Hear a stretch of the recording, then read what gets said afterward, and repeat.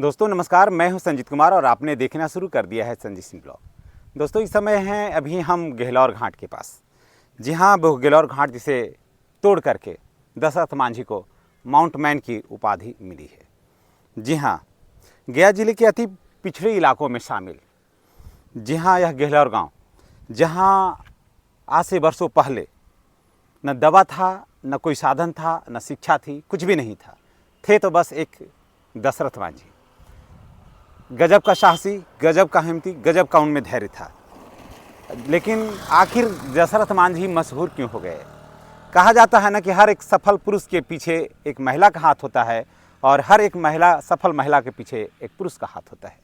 तो यहाँ पर दशरथ मांझी के सफलता के पीछे उनकी बीवी फाल्गुनी का हाथ था। जी हाँ, हाथ कैसे? तो ये जानिए कि 1959 में फाल्गुनी देवी जो फाल्गुनी देवी थी और दशरथ मांझी की जो वाइफ थी, इसी घाट से आने के क्रम में लकड़ी लेकर के आ रही थी और आने के क्रम में कुछ तबीयत भी खराब था, गिरी और उसके बाद तड़प तड़प कर प्यास से उनकी मौत हो गई। मौत हो जाने के बाद दशरथ मांझी को लगा कि मेरी पत्नी का मृत्यु का कारण कौन है? तो ये पहाड़ है। समझ गए? उनको लगा कि मेरी पत्नी का मृत्यु के कारण क्या है? तो ये पहाड़ है। और उन्होंने ठाना कि जब तक इस पहाड़ को हम तोड़ेंगे नहीं तब तक हम इसे छोड़ेंगे नहीं। तो चलिए पूरी कहानी हम बताते हैं आपको इस गेहलोर घाट का। मेरे साथ बने रहिए। दोस्तों देखिए, यही इस घाटी को दशरथ मांझी 1960 से लेकर के 1982 तक लगभग 22 वर्षों तक इसे अकेले छेनी हथौड़ी से इस पहाड़ को काटा। जी हाँ, इस दौरान वे दिन रात छेनी हथौड़ी से इस पत्थर को काटते रहे। इस पत्थर के देखिए इसके निशानों को काटते रहे और इसके लिए उन्हें ग्रामीणों ने कुछ खाने पीने का सामग्री अवश्य उपलब्ध करवाया, लेकिन वो सिर्फ जीवन यापन के लिए और अकेले दशरथ मांझी ने इसे काटा। और लगभग 1982 में इस पहाड़ को काट करके बिल्कुल आर पार का रास्ता जो था वो जाने के अनुकूल बना दिया। और बिना मशीन, सबसे बड़ी बात तो ये होता है ना कि बिना मशीन, बिना ठेकेदार, बिना सरकारी मदद और बिना किसी व्यक्ति के द्वारा हेल्प के द्वारा 2 दशक तक अगर कोई व्यक्ति पहाड़ को काट रहा है तो उसे लोग कहते थे कि ये तो चाहे तो ये पागल है, ये सनकी है। लेकिन हाँ, यही पागलपन, यही जुनून जो है ना, वो आदमी को एक नया मुकाम, एक नई ऊंचाई, एक नई इबादत तक पहुंचाता है। तो देखिए इसकी लंबाई को देखिए, आप वहाँ से देखे होंगे। उसके बाद देखिए इसकी चौड़ाई को आप देख लीजिए कि कितना लंबा चौड़ा है। देखिए अगर इसकी लंबाई की बात कर लेते हैं तो ये लगभग 110 मीटर लंबा है, यानी कि 360 फीट। जी हाँ, 360 फीट ये लंबा है और 9.1 यानी लगभग ये जो है ये जो है वो लगभग 30 फीट जो है इसकी चौड़ाई है। और अगर इसकी गहराई की बात कर लेते हैं तो ये लगभग, ये पहाड़ जो है ना, ये यहाँ से यहाँ अगर बात करिएगा तो ये लगभग 25 फीट जो है, ये 25 फीट लगभग ये है। तो दोस्तों सोचिए कि एक व्यक्ति इतने लंबे समय तक अगर कोई काटता है इस पहाड़ को तो इसे आप क्या कहिएगा, है ना? इतना बेहतरीन प्यार का बलिदान देने वाला व्यक्ति आपको इतिहास के पन्नों में नहीं मिलेगा। तो दोस्तों आप देख रहे हैं अभी आप गेहलोर घाट से हम आपको पूरा ये वीडियो दिखला रहे हैं और बता रहे हैं इस घाटी की महत्ता, घाटी काटने का क्या कारण था, कितना समय लगा, कितनी इसकी लंबाई है, कितनी चौड़ाई है और कितना समय लगा है, पूरा विस्तार से। चलिए हम पहाड़ के ऊपर चलते हैं, जहाँ से आप इसकी गहराई को आप देखिएगा तो आपको और ज़्यादा अंदाज़ा लगेगा। देखिए इसमें से पानी निकलता है और इस पानी को जो आप पीजिएगा तो गजब का इसमें टेस्ट है, बहुत ही बेहतरीन टेस्ट है। और पानी जो है ना वो बहुत ही ठंडा है। और यही पानी को पी करके दशरथ मांझी ने पहाड़ को चीरा, पहाड़ को 22 वर्षों तक काटता रहा, सिर्फ एक पत्नी की याद में। और चलिए जब पहाड़ के टॉप पर चलते हैं तो वहाँ से आपको दिखलाते हैं कि पहाड़ की पूरी गहराई कितना है और वहाँ से पहाड़ जो टूटता है उसका गहराई कैसा नज़र आता है। तो चलिए हम पहाड़ के टॉप पर चलते हैं आपको लेकर। ऊपर से इसकी प्राकृतिक बनावट ऐसा लग रहा है कि चांद की भूमि है। और देखिए इधर पहाड़ है और इधर है बजरीगंज और इधर शुरू हो जाता है मोहड़ा। दोस्तों ये गेहलोर घाट का वीडियो आपको कैसा लग रहा है कमेंट करके बताइएगा। और आप लोगों में से कितने लोग हैं जो यहाँ आए हैं, देखिए इसके पहाड़ की गहराई को देखिए कि एक व्यक्ति को इसको काटने में कितना समय लगा है, और सिर्फ किसी भी हथियार से नहीं कटा, तो सिर्फ छेनी हथौड़ी से। दोस्तों हम बिल्कुल टॉप पे हैं गहलौर घाट का, ठीक है, और यहाँ से हम आपको दिखला रहे हैं गहलौर घाट। आपको कैसा लग रहा है? देखिए सूरज की किरणें सीधी मेरे चेहरे को स्पर्श कर रही है, और देखिए यहाँ का नज़ारा देखिए कितना शानदार है। लोग उधर उधर देख करके घूम रहे हैं, और देखिए यहाँ से पहाड़, घाटी देखिए नीचे कैसा नज़ारा आ रहा है। इसको भी आप ज़रा देखिए तो आपको आइडिया होगा। और देखिए इसके खूबसूरती कितना शानदार है। मांझी जी के द्वारा ये गहलौर घाट जो काटा गया, उसमें लगभग बजरगंज ब्लॉक और अतरी के बीच में लगभग जो 55 किलोमीटर का दूरी था वो घट करके 15 किलोमीटर की दूरी में सिमट गया। जी हाँ, यानी कि अस्पताल जाना, मंडी जाना, दफ्तर जाना, स्कूल जाना सब हो गया आसान। और इसको तो हम बहुत यूज करते हैं, क्योंकि मेरा स्कूल आने जाने के क्रम में ये घाट पड़ता है, और इसको तो मैं हर बार इसे प्रतिदिन पार करता हूँ। उसके लिए मैं दशरथ मांझी जी को मैं धन्यवाद देता हूँ। दोस्तों एक व्यक्ति के अंदर जो जुनून है कुछ करने का, तो वो निश्चित रूप से काटेगा। देखिए इसकी चट्टान कितना कठोर है, देखिए इसका ढलान भी बहुत है, और लेकिन देखिए ये इस हिसाब से काटा गया कि गाड़ी को आना जाना भी बहुत ही सरल, बहुत ही आसान हो गया। और इसमें एकल श्रम है, समझ गए, सिर्फ एक व्यक्ति काटा है, सीमित संसाधन में, स्थानीय हथियारों के द्वारा, जी हाँ औजार के द्वारा, हथियार नहीं कि औजार के द्वारा, छेनी और हथौड़ी के द्वारा लंबे वर्षों तक जो गांव, जो क्षेत्र, अस्पताल, बाजार को पहुंचने के लिए लंबा चक्कर लगाना पड़ रहा था, जीवन यापन करने के लिए, मजदूरी करने के लिए लोगों के पास जाना मुश्किल हो रहा था, वो पहाड़ सिर्फ 55 की जगह 15 किलोमीटर में सिमट गया। और क्या हुआ कि लोगों को रोज़गार मिलने लगा, लोग बजरगंज बाज़ार जाने लगे, स्टेशन जाना आसान हो गया, रोगियों को इस घाटी से इलाज कराना आसान हो गया। तो एक व्यक्ति ने बिना किसी भी मशीनरी का, सीमित संसाधनों में, अपने दम पर 22 वर्षों तक अथक परिश्रम के साथ जिसने इस पहाड़ को काटा है, वो निश्चित रूप से दोस्तों वो सलामी का हकदार है। और ऐसे व्यक्ति को मिलना चाहिए था भारत रत्न, तो मिलता है भारत रत्न चटुकारों को, राजनीतिक दलालों को मिलता है, श्रम करने वालों को नहीं मिलता है। और आज़ादी के आज इतने वर्ष भी हो गए, लेकिन सही व्यक्ति को पहचानने का क्षमता हिंदुस्तान के किसी भी व्यक्ति में नहीं है। अगर पहचानने की क्षमता होता तो इस पहाड़ को काटने वाला व्यक्ति को मिलना चाहिए था भारत रत्न। तब मैं समझता कि सच्चा इंडिया है, और जो देश मेरा आज़ाद हुआ है वो सही व्यक्ति के हाथ में है। नहीं तो आज भी अंग्रेज भले चले गए, लेकिन दलाल लोग जो हैं वो आज भी यहाँ रह गए। और यही दलालों, चटुकारों के वजह से ऐसे व्यक्ति को भी अगर नहीं मिल रहा है भारत रत्न, तो ये दुखद और दुर्भाग्य का विषय है। तो चलिए अभी और बहुत कुछ बातें अभी आपको बताना है, बहुत बातें आपसे शेयर करना है। चलेंगे उस मेन गेट पर, जहाँ से उधर से यानी कि गहलौर तरफ से बजरगंज तरफ रास्ता को जाने का जो शुरुआत होता है। अभी हम आपको बजरगंज वाले गेट से आकर के दिखलाई थी, फिर पहाड़ के टॉप को दिखलाया मैंने, इस घाटी को दिखलाया, और अब आपको चलिए हम दिखलाते हैं उस क्षेत्र को जहाँ से गहलौर घाट से तक की तरफ से आप आइएगा इस घाटी को, है ना। एक व्यक्ति जो 22 वर्षों तक बिना मशीनरी का छेनी हथौड़ी से पहाड़ काटा है, कितना बेमिसाल है उसकी कहानी। और 30 फीट इसकी चौड़ाई है दोस्तों, सोचिए 30 फीट चौड़ाई और इतना लंबा इसकी ऊंचाई को काटा एक व्यक्ति ने। सोचिए कैसे व्यक्ति है इस गया जी के लेके इस पावन भूमि पर, समझ गए। तभी तो भगवान बुद्ध कहीं और नहीं गए और ज्ञान प्राप्ति करने के लिए मगध को ही चुना, गया को चुना। तो गया की मिट्टी में उर्वरा शक्ति बहुत है। यहाँ गयावासी जो चीज़ को ठान लेते हैं ना, वो चीज़ को कर गुजरते हैं। इसीलिए गया के कण-कण में भगवान विष्णु और भगवान बुद्ध के चरणों से यहाँ सिंचा हुआ है।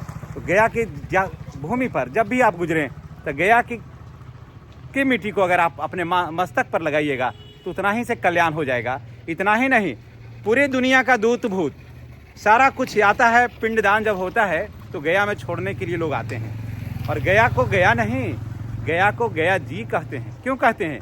क्योंकि गया के कण कण में भगवान है। और ऐसे ही हमारे भगवान रहे माननीय दशरथ मांझी जी, जिन्होंने 22 वर्षों तक इस पहाड़ को तोड़ा है और इस दुर्गम रास्ते को बेहतरीन बनाया है। तो चलिए और भी बातें आपसे होगी उस गेट पर। देखिए, रास्ते में चलने के दरमियान में हमारा एक मित्र, हमारा एक साथी, हमारे एक शिक्षक से मुलाकात हुई। और इस रास्ते को आप कितना बार क्रॉस करते हैं? कितना बार जाते हैं? दिन में तो दो बार चल ही जाते हैं। अच्छा, दशरथ मांझी जो तोड़ दिए तो कैसा लगा आपको? अगर नहीं टूटता पहाड़ तब तो रास्ता नहीं बनता। कितना मुश्किल हो जाता? बहुत मुश्किल था पहले, और मुश्किल हो जाता। इसलिए दशरथ मांझी जी जैसे व्यक्ति को मिलना चाहिए था भारत रत्न नहीं, ऐसे व्यक्ति को मिलना चाहिए था जो अकेले 22 वर्ष तक काटा पहाड़ को, अकेले बिना मशीनरी का, सिर्फ छेनी हथौड़ी, लोकल मने औजार नहीं। तो ऐसे को नहीं मिलेगा। मिलेगा राजनीतिक दलाल को, है ना, चटुकार को, ऐसे लोगों को नहीं मिलेगा। तो ये आज़ादी इसका क्या मतलब हो गया? आज़ादी का कोई मतलब हुआ? जब सिर्फ दलाल को ही मिलना है भारत रत्न, तो फिर आज़ादी का क्या अर्थ रहा? इसमें जो भी आप देख रहे हैं तो सोचना पड़ेगा, सभी को विचार करना पड़ेगा कि देश आज़ाद हुआ है, लेकिन क्या मानसिकता में परिवर्तन हुआ? अगर नहीं हुआ तो ऐसे आज़ादी का कोई अर्थ नहीं है। इसलिए मानसिकता में बदलिए, तभी देश बदलेगा। दोस्तों, अब हम चलाए वो उस स्थान पर जहाँ पर दशरथ मांझी जी का समाधि स्थल है। देखिए, एक पथ से लेकर के आप परिवर्तन तक चलिए। जिस व्यक्ति ने रास्ता बनाया, जिस व्यक्ति ने सारा कुछ किया और पूरे इस क्षेत्र के भौगोलिक स्थिति में परिवर्तन ला दिया, जो अकेले टाउन हॉस्पिटल तक पहुंचने का समय और किराया दोनों घटाया, वो अपने बल पर आपात स्थितियों में बहुत बड़ा परिवर्तन लाया। शिक्षा और रोजगार की अगर बात कर लिया जाए तो स्कूल, कॉलेज, बाजार, नौकरी का केंद्र नज़दीक हुए, युवाओं को रोजगार मिला। सिर्फ क्यों? क्योंकि दशरथ मांझी ने इस पहाड़ को तोड़ा। दूध, अनाज, सब्जी, छोटे उत्पाद, सबका बाजार तक पहुंचना जो है वो बिल्कुल आसान हो गया। और ये देखिए, दशरथ मांझी जी का ये समाधि स्थल है। और ये सब हुआ सिर्फ एक व्यक्ति के काम से। हमें से ऐसे बहुत सारे व्यक्ति हैं जो घर का छोटा छोटा काम जो है वो नहीं कर पाते हैं, उसे समाप्त नहीं कर सकते हैं। युवाओं को अगर आज कहिए घर में कि एक छोटा छोटा काम कर देना है, एक छोटा उदाहरण हम आपको देते हैं कि अगर उनको गेहूं ले जा कर के मिल में देना है तो वो समय से आटा नहीं ला सकता है युवा। आज का युवा, भले उसके घर में 4 दिन चावल क्यों नहीं बने, लेकिन एक व्यक्ति ने अकेले 22 वर्षों तक पहाड़ को काटा। तो ये आप सोच सकते हैं कि 22 वर्ष तक किसी व्यक्ति ने सिर्फ अकेले पहाड़ को काटा अपने आत्मबल से और छेनी हथौड़ी से। ना कोई मशीनरी का प्रयोग किया, ना कोई प्रशासनिक सपोर्ट मिला। ऐसा व्यक्ति आपको पूरे विश्व में अगर आप ढूंढ लीजिएगा तो ऐसा अद्वितीय और अनुपम और इतना बेमिसाल और इतना अनुकरणीय व्यक्ति आपको कहीं नहीं मिलेगा जो एक व्यक्ति ने जो कर दिखाया है। चलिए हम आपको वो रास्ता भी दिखाते हैं जहाँ से गहलौर से बजरीगंज तरफ जाने का जो गेट है वो, और इसकी पूरी कहानी को और भी हम विस्तार से बताते हैं। दोस्तों देखिए, यही वो गेट है और जहाँ से हम आपको उधर से दिखलाते आ रहे हैं गहलौर घाट का, जिसकी लंबाई जो है 110 मीटर एक व्यक्ति ने अकेले काटा। यानी कि अगर कर लें तो 360 फीट होता है। उसके बाद इसकी चौड़ाई लगभग 30 फीट है और इसकी ऊंचाई लगभग 25 फीट है, जो हमने चढ़ करके आपको पूरा दिखलाया। दोस्तों सोचिए कि एक व्यक्ति अकेले 22 वर्ष तक कितना कठिन काम कैसे कर सकता है। ये किसी साधारण व्यक्ति के बस की बात नहीं है, लेकिन एक व्यक्ति करता है। लेकिन आप जब सोच लीजिए कि एक व्यक्ति जब इतना कठिन काम कर सकता है तो ऐसे व्यक्ति को भारत रत्न नहीं मिलेगा। इनका देखिए, आज है 16, कल है 17 तारीख को इनका महोत्सव मनाया जाएगा। ये महोत्सव जो है वो बिल्कुल मेरे समझ से बिल्कुल झूठ मूठ का महोत्सव है और ये महोत्सव का ज़्यादा कुछ लेना देना नहीं है। ये सिर्फ राजनीतिक वोट के लिए महोत्सव है। अगर सच्चा महोत्सव इनका होता तो इनको भारत रत्न मिलना चाहिए था, ना कि महोत्सव मना लेने से इनका कल्याण हो जाता है। अगर कुछ सरकार वास्तव में देना चाहती थी तो भारत रत्न मिलना चाहिए था, ना कि मिलना चाहिए था महोत्सव मनाने से क्या हो जाएगा, इनकी प्रसिद्धि कितनी होगी। लेकिन अगर भारत रत्न मिलता तो इनका नाम पूरे विश्व में और ज़्यादा फैलता और लगता कि सरकार जो है सच्ची वास्तव में दशरथ मांझी जी को सच्चा श्रद्धांजलि देती है। एक उदाहरण देते हैं यहाँ का स्थिति का, राजनीतिक समीकरण का। देखिए कि इंदिरा गांधी 1971 में भारत की प्रधानमंत्री थी। इंदिरा गांधी 1971 में भारत की प्रधानमंत्री थी और प्रधानमंत्री पद पर रहते हुए सोच लीजिए एक व्यक्ति भारत रत्न ले जाता है। सोच लीजिए कि जो व्यक्ति भारत का प्रधानमंत्री है, प्रधानमंत्री पद पर रहते हुए अपने नाम का नॉमिनेट करता है और उसे मिलता है भारत रत्न। और जो व्यक्ति अपने सीमित संसाधनों से बिना खाए बिना पिए इतना लंबा चौड़ा पहाड़ को काटता है, उससे रोजगार मिला, बाजार जाना आसान हो गया, हॉस्पिटल जाना आसान हो गया, रोजगार मिला, सब्जी दूध बाजार पहुंचाना आसान हो गया। ऐसे लोगों को क्या मिलेगा? तो बहुत तो इंदिरा आवास के माध्यम से घर मिलेगा, उनके पास एक चापाकल लगेगा, उनके दरवाजे पर स्ट्रीट लाइट लगेगी, उनका नली बनेगा। क्या इतना बेहतरीन काम करने वाला के लिए क्या यही सबसे बड़ा, यही पारिश्रमिक और पारितोषिक है? तो नहीं। और महोत्सव है, ठीक है, मना रही है सरकार, अच्छी बात है। तो ये अपने वोट बैंक के लिए मना रही है, न कि दशरथ मांझी जी जैसे व्यक्ति के लिए सही श्रद्धांजलि है। दशरथ मांझी की सच्ची श्रद्धांजलि तब होगी जब इनको मिलेगा भारत रत्न। तो देखते हैं कि कौन ऐसे शख्स हैं, कौन ऐसे प्रधानमंत्री हैं जिनके रहते हुए दशरथ मांझी जी को भारत रत्न मिलता है। तभी मैं मानूंगा कि देश वास्तव में आज़ाद हुआ है। नहीं तो मेरे दृष्टिकोण में देश आज़ाद अवश्य हुआ, लेकिन मानसिक रूप से आज भी भारत राजनीतिक चटुकारों का, दलालों का आज भी केंद्र बिंदु बना हुआ है। शहीदों की चिताओं पर लगेंगे हर बरस मेले, शहीदों की चिताओं पर लगेंगे हर बरस मेले, वतन पे मरने वालों की बाकी यही निशा होगी। तो देखिए कल महोत्सव है इनका, रंगाई पुताई सारा काम हो रहा है, लेकिन इस पूरे परिसर को देखभाल करने वाला, सफाई करने वाला कोई कर्मचारी नहीं है, कोई नहीं है। समझ गए ना? ये 2 दिन का मेला है। एक गाना आपने सुना होगा कि 2 दिन का जग में मेला सब चला चली का खेला। उसके बाद 2 दिन के बाद सभी लोग क्या करेंगे? चले जाएंगे। 2 दिन में देखिएगा प्रशासन की गाड़ियां खचाखच भरी रहेगी। समझ गए? 2 दिन तक यहाँ प्रशासन की गाड़ियां खचाखच भरी रहेगी। उसके बाद यहाँ फिर कोई देखने वाला नहीं रहता है। यहाँ पर सिर्फ मिलता है, ना कोई यहाँ पर सफाई कर्मी नियुक्त है, ना कोई इसे पूछने वाला, इस महान व्यक्ति के प्रतिमा को पूछने वाला कोई मौजूद है। अगर कोई है तो मैं उनसे मैं मिलवाता हूँ आपको। बाथरूम बना है लेकिन कोई देखभाल करने वाला नहीं है, कुछ नहीं है, कहीं नहीं।